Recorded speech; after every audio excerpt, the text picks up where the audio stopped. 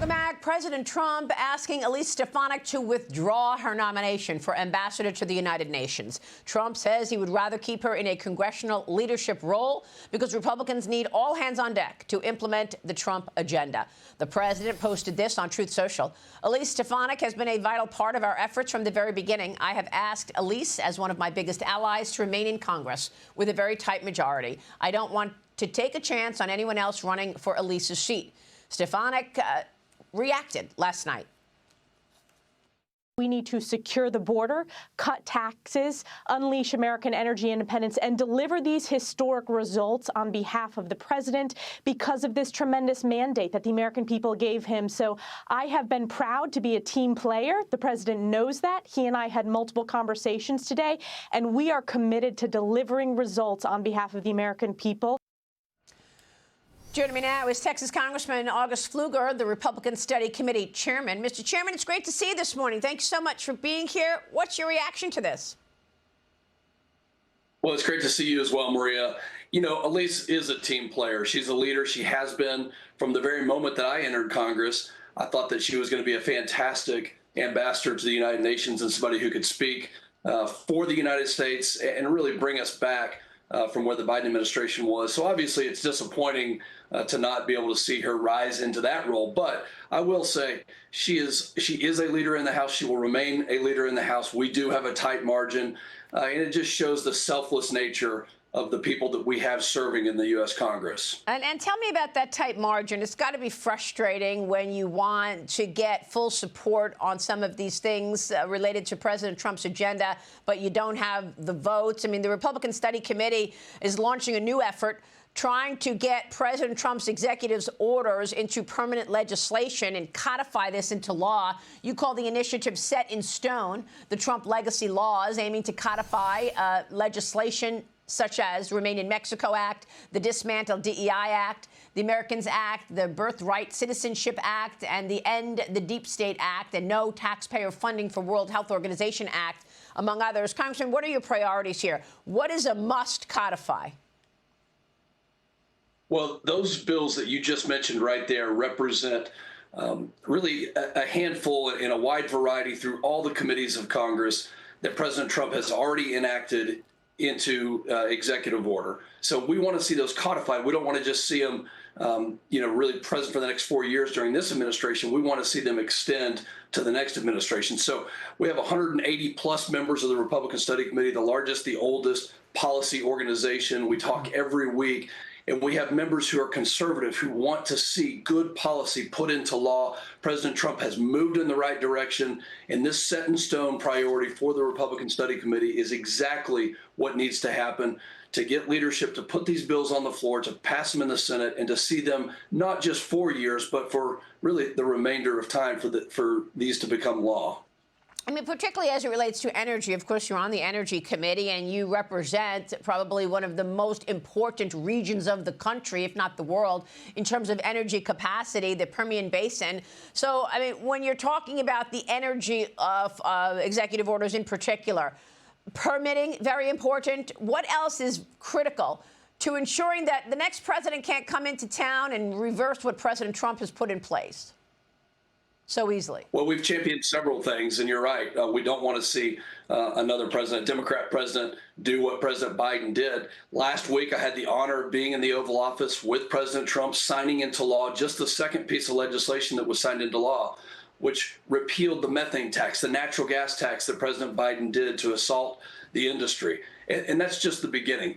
We're going to keep going on this. What President Trump did on day one by enacting a national emergency for our energy security sector was to unleash American energy, to make sure that we could cut the red tape, that we could use the resources that we have right here underneath our feet, and that we could lower the cost of energy for every single American. So again, being in the Oval Office to sign into law, to codify into law his executive orders last Friday to repeal the natural gas tax was a huge honor. So I'm going to get your take on Iran, because Iran is responding to President Trump's letter about reaching a new nuclear deal. The country's foreign minister says they will, quote, not engage in direct negotiations while under maximum pressure and military threats, but say that indirect talks can continue. Bottom line here is Iran is responding to the fact that President Trump, as you know, told me in that interview 2 weeks ago that he sent a letter to the Ayatollah Khomeini saying, let's talk about your buildup in nuclear weaponry. How do you read this? Well, first things first, we had a 4-year period of complete weakness. President Trump comes in, he reinstates the maximum pressure policy framework, which I think has brought them to the table. Remember, this is the president who wrote The Art of the Deal. This is the president who understands leverage. This is the president who is standing up for Americans, standing up for Israelis, standing up for a region that has been thrown into chaos because of Iran state-sponsored terrorism. So I trust what the president is doing. You have seen his actions already to keep especially Israel and Western U.S. interest in the Middle East safe.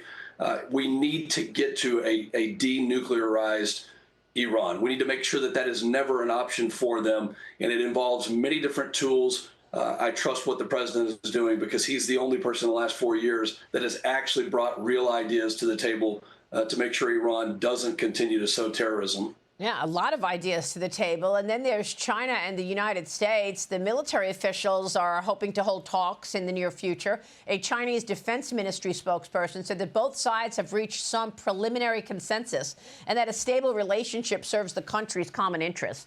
As the U.S.-China arms race heats up, the administration giving Boeing a $20 billion contract to build the Air Force's next generation of fighter jets. That's the F-47. President Trump says this will be the most lethal jet yet. Congressman, you're the only member of Congress who is a fifth-generation fighter pilot. Tell us about this advancement, how it puts the U.S. ahead of China, because there are a lot of concerns that the Chinese Communist Party is beating America when it comes to the Navy, when it comes to certain drone technology. Where are we? Well, this one is near and dear to my heart. I spent a tremendous amount of time in my professional career flying the F-22, the F-15. I have advocated very vocally for this next generation air dominance, NGAD as it's called, the sixth generation platform, which allows us to move into the next phase where we have deterrence, where we're able to hold China at bay. Look, our Air Force right now, it's no secret that we are the smallest. We've grown to the least capable that we've been in decades. So President Trump, this is promises made, promises kept. He said he was going to recapitalize our military. He said he was going to bring our military back to prominence. That's exactly what the F-47 represents. I'm so proud that he and Secretary Hegseth made this decision. It's the right choice, and it will bring our military back into a position where we can deter actors like the Chinese Communist Party who have come a long way in their weapon systems, their technology. We know that they don't just have a regional goal for hegemony. They actually have a worldwide goal. So the F-47 represents American power, American ability to deter. It is near and dear to my heart, so very proud that they've made this decision. Yeah, I mean, I saw a report the other day that what's most important in the coming couple of years is going to be electricity, even more so than oil and gas. What are your thoughts in terms of the need for electricity as we talk about this AI race and the need for data centers? You're absolutely right. We had a hearing on this week in the Energy and Commerce Committee. It's something that the Republican Study Committee is looking at as well. We know that what the Biden administration did by picking winners and losers, unreliable energy sources, has led us into a deficiency of electricity.